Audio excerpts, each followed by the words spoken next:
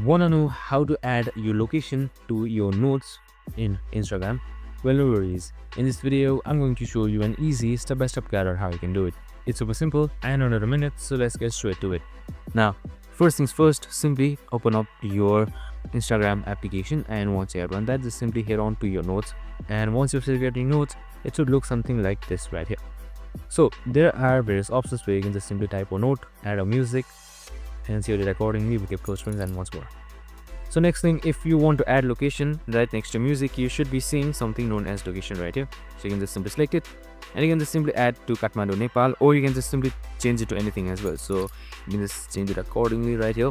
The nearest location should be shown, and then just simply select add location, and that should do it. That's it, super simple and easy.